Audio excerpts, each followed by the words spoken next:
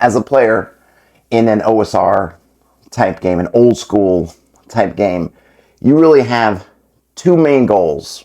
And these goals might be in addition to any other specific campaign goals, but you have two primary goals. And these, I think, are your first goals. Before anything else, these are the things you want to be thinking about. And that is survive and thrive.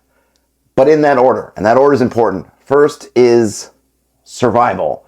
As you may have heard, old school style games are usually thought of as being very lethal, particularly at low levels. This is because there's very little margin for error. You generally do not have more hit points than the weapon damage that you will receive. Your average goblin may be hitting you with something that's a D4 or D6, but you are probably only starting with between 4 and 6 hit points, maybe less.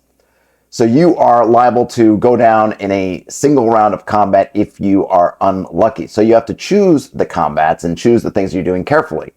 A simple pit trap that might do a D6 amount of damage is enough to kill you if you're first level or even second or third level. I think when I was playing a halfling rogue type character, I might have been third level or fourth level, and I only had maybe 7 or 8 hit points. So you have very little margin for error. So your first order is to survive. Now, if you're coming from a modern game, you may walk into a situation thinking, great, the goal for me is to defeat this situation and move on. And so you lose track of other possibilities, which are, should I be facing this situation at all? And then second, is it imperative at this moment that I move on, or can I do something else? And that something else is often running away, extracting yourself, going backwards, retreat. A lot of times, modern parties have a hard time retreating. They're single-focused, single-minded on that concept of progress. And progress is usually seen in these games as a forward through line. And if something gets in your way, you don't stop till you push through. In an old-school style role-playing game, this is not true at all. Oftentimes, especially if you're playing classic dungeons, they are meant to be more of a conversation almost, where you're taking a step forward, then maybe you're taking 2 steps back, you're zigging, you're zagging, you're jagging, you're moving around. This doesn't work, let me go back and try another way. Do I need to go back to town and resupply? Do I need to go get help? Do I need to just say, I'm going to come back a level later? Hey, I'm second level, I don't like the looks of this, I'm going to wait till I'm third level. These are all very valid things to do in an old school sense. So if you are getting into an old school game, you need to open up your idea of what progress means. Progress could mean just taking a look inside those caves, getting a lay of the land, and then exiting out and coming up with a better plan. Or saying, you know what, I'm going to save these caves for later. I need something that's a little bit easier because we're not ready. These are valid things, but you have to sort of get that into your mindset. You are not on a conveyor belt that is simply moving you forward. You have all the range of movement. If that means you got to zig, zag, back up, and sure, sometimes you are going to have to go forward, but you want to think about, how am I going to get out of here? Do I have a strategy for surviving? Because we want to thrive, which is usually getting wealth. It can be completing quests and things like that, but oftentimes with old school games, you are getting experience mostly through loot and treasure that you're bringing back. Of course, consult the actual game you're playing for the specifics, but oftentimes it is tied to what you can retrieve from the dungeons in terms of treasure.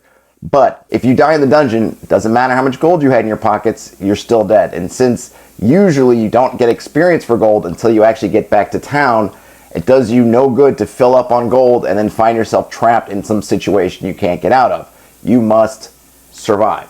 I'm going to give you a situation from my game, which I just played the night before I'm recording this, to give you an idea of what surviving can look like. My party had ended up in a situation, it's going to sound kind of comical, and it was, but they ended the session with the dwarf character way up in a tree with a giant looking up at them at this point with a big axe, and the giant had basically said, hey, listen, I can chop the tree down, and either you'll die from the fall of the tree, or I'll kill you when you hit the ground, or you can come down and surrender, and I'll try to ransom you from your other party members, which I know are out there somewhere in these woods, or I'll figure something out. But you can either become my hostage, or we can fight.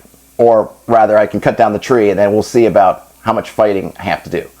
And the dwarf thought long and hard about this. Actually, they had a wand which they hadn't identified that they decided to use the interim, seeing if this wand, they had one wand of fireballs, and they actually fireballed the giant, which had actually done a fair amount of damage to the giant, which is also why the giant was ready to kind of make a deal, because it had become something, if the giant pushed its luck, it might not survive. And it wants to thrive too. The giant, I think with all the NPCs and monsters I play, to their abilities that they have, want to also survive and thrive, which as a player you should take advantage of. So this giant's thinking, if I cut this fight short, maybe I can thrive. Now, it could probably beat the dwarf by itself if it comes to it, but then if 4, 5, 6 other folks show up, I'm already wounded, maybe the dwarf wounds me more, maybe they catch me off guard. Might not end well for me, so let me try to cut this short. So they propose the deal. Now the dwarf has to think about it. There might be a lot of in a modern game sense, a lot of parties who will look at this and say, well, your objective is to defeat that giant. That's why I put it there as a GM, for you to defeat it. So now it's all about trying to defeat that giant. And it must be possible to defeat that giant, because otherwise they wouldn't give it to us if it's not possible to beat. In an old school game, you cannot make those assumptions. That giant was there. He happened to be on the landscape. It was their issue to come and deal with this giant. The giant actually didn't even come to them. But even if the giant had, you are not guaranteed anything. So as the dwarf, the player's thinking, can I survive? Not can I defeat the giant, because not that's an objective, but okay, I am in this volatile scenario. Can I survive? And they came to the conclusion that they couldn't do it with hostility. They actually tried to use their mysterious wand, which actually ended up being a wand of haste. So they hasted the giant, which helped them not at all. And then that would be their last avenue. They decided, rather than try to take on a struggle, which they thought, well, I can't win without, some sort of divine or GM intervention, which I wasn't going to give them, let's come down and talk. So they did. And the giant took them hostage. The party showed up and tried to parlay with the giant. They couldn't make it work. They had nothing to offer the giant. So there was a castle in the distance. The giant says, you know what, I'm going to take him over to that castle. This is kind of an oddity, because they're in sort of a fairy realm type situation. So a dwarf and some humans here in this Fey lands, unknown. So maybe as an oddity, it would be worth something to this local lord. I'm going to take him there. And the rest of the party followed. They had their opportunities on this march to potentially take on this giant. But again, survive and thrive.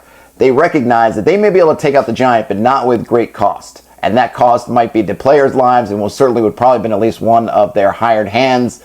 They decided it wasn't worth it. Let's survive, and then we'll see if we can turn this situation to our advantage in some way, right? We're going to survive, and then we're going to thrive. So they get to this, I think I called it an elf lord's mansion, castle, very fairy style, and there's my cat Bruce walking behind me. Hi, Bruce. They come to the fairy mansion, and the giant turns over custody to the elf of the party, and the party end up wheeling and dealing, and they had to give some things up, but they ended up making out okay. And the reason they were able to do that is because they were thinking survive and thrive. I think in a lot of situations, parties might look at it and say, okay, now we got to fight everybody. Now we're going to go in there and fight the elf. Now we're going to fight the giant. And they could have made those decisions, particularly in an old school style game. Really, the menu is wide open in terms of what you as a player can do. But you should first be thinking about survive and thrive, because there's no plot armor in most games, certainly not in the kind of game that I run. You're not going to come into a situation where I'm just going to say, hey, okay, well, I'm going to make you survive just because. Or they're not going to do this thing just because. All these characters, all these creatures are looking out for themselves. You as a player need to look out for yourself. I'm not going to look out for you. You're going to have to do that. And by trying to survive and thrive, they made it out of the situation not only alive, but maybe arguably in a better spot they were than when they entered it. So, my player tip, try to survive, try to thrive. Everything else comes after. It can be a bit of a different mindset for you to get into, but if you can, I think not only can you succeed in terms of playing the game, you might come to enjoy that freedom of operations. Game on. Talk to you later.